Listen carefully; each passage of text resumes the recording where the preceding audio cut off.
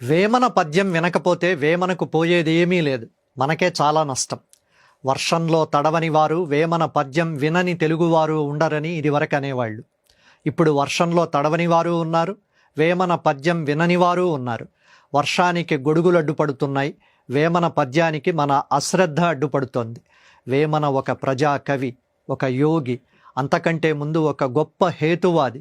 ఇది వరకు తెలుగు నేల మీద పుట్టిన ప్రతి బిడ్డకు ఆయన పద్యాలు తెలుసు. ఒక రాజకుటుంబీకుడు, విలాస పురుషుడు, కేవలం ఒకే ఒక్క సంఘటనతో దిగంబర యోగిగా ఎలా మారాడు? అసలు వేమన పద్యం అంటే కేవలం నీతి శతకమేనా, లేక దాని వెనుక ఒక పదునైన తర్కం ఉందా? మరుగున పడిపోతున్న వేమన తత్వాన్ని ప్రపంచానికి చాటి చెప్పిన రాళ్లపల్లి అనంతకృష్ణ శర్మ గారి విశ్లేషణ ఏమిటి?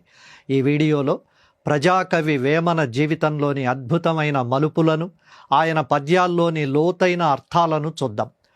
1893లో జన్మించిన రాళ్లపల్లి అనంతకృష్ణ శర్మ గారు తెలుగు, కన్నడ, సంస్కృత, ప్రాకృత భాషల్లో దిట్ట, గొప్ప సంగీత విద్వాంసుడు కూడా. 1928లో అనంతపురంలో ఆయన వేమనపై ఇచ్చిన ఉపన్యాసాలు ఒక సంచలనం. అంతవరకు వేమన అంటే కేవలం ఆటవేలది పద్యాలు రాసే సామాన్య కవి అనుకునేవారికి వేమనలోని హేతువాదిని, యోగిని రాళ్లపల్లి వారు పరిచయం చేశారు. వేమన కవిత్వం పచ్చిపాల లాంటిది అంటారు రాళ్లపల్లి వారు. అంటే ఎలాంటి కల్తీలు, అలంకారాలు లేని స్వచ్ఛమైన నిజం. వేమన 17వ శతాబ్దానికి చెందినవాడు. కొండవీటి రెడ్డి రాజుల వంశంలో పుట్టాడు. అంటే అధికారం, అంతస్తు ఆయన కాళ్ళ దగ్గర పడి ఉంటాయి.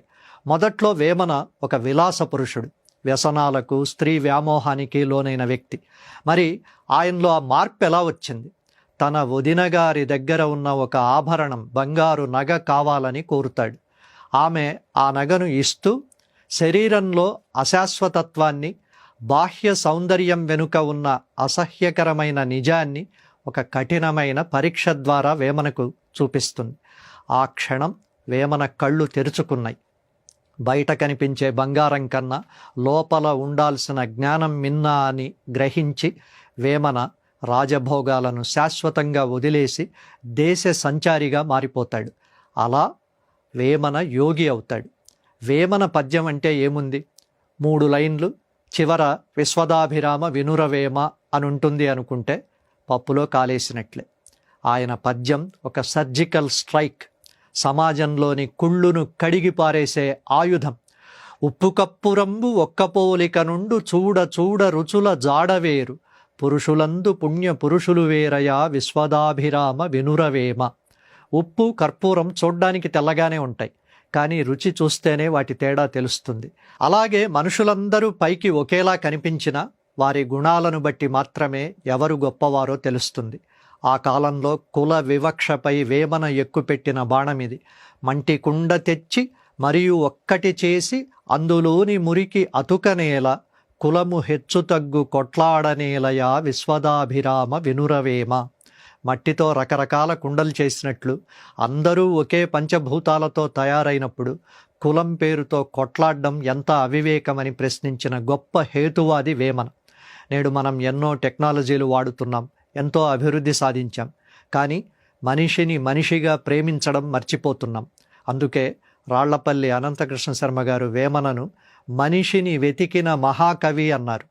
గుళ్లలో రాళ్లకు మొక్కుతూ పక్కనున్న తోటి మనిషిని గౌరవించని లోకాన్ని చూసి వేమన ఆనాడే నవ్వుకున్నాడు.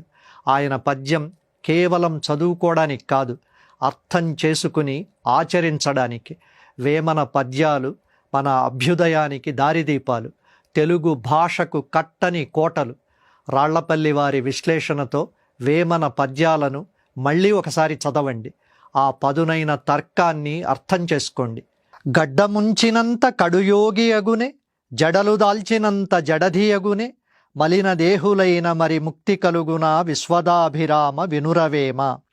గడ్డం పెంచినంత మాత్రాన ఒకడు గొప్ప యోగి అయిపోడు.